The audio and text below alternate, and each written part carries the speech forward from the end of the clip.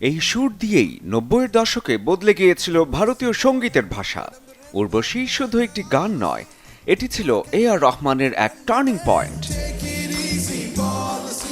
৬ জানুয়ারির জন্ম A.S. দিলীপ কুমারের, যাকে বিশ্ব চেনে A.R. রহমান নামে। চেন্নাইয়ে বেড়ে ওঠা এই মানুষটি আদৌ সুরকার হতে চাননি। তার স্বপ্ন ছিল ইলেকট্রনিক্স কিংবা কম্পিউটার ইঞ্জিনিয়ার হওয়ার, কিন্তু ভাগ্য তাকে নিয়ে যায় সিনথেসাইজার আর আত্মিক সঙ্গীতের পথে। ১৯৯২ সালে রোজা সিনেমার মধ্য দিয়ে অভিষেক হয় সঙ্গীত পরিচালনায়, আর প্রথম ছবিতেই জাতীয় পুরস্কার। তারপর এক একটি নতুন সৃষ্টি, বম্বে, দিলসে, তাল, লাগান, রং দে বাসন্তী আর বিশ্বখ্যাত স্ল্যামডগ মিলিয়নিয়ার, যে গানগুলো সেই সময়ের হয়ে ওঠে সাউন্ড ট্র্যাক।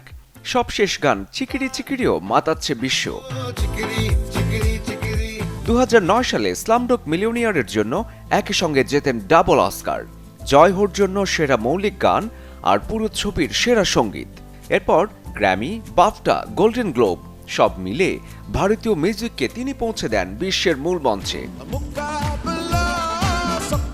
A.R. রহমানই একমাত্র ভারতীয় সঙ্গীত শিল্পী যার অ্যালবাম বিক্রি বিশ্বজুড়ে ২০ কোটিরও বেশি কপি। দক্ষিণ ভারতের মানুষ তাকে ডাকেন দ্য মোৎসার্ট অব মাদ্রাজ। রজনীকান্তের মতোই তার জনপ্রিয়তা সেখানে।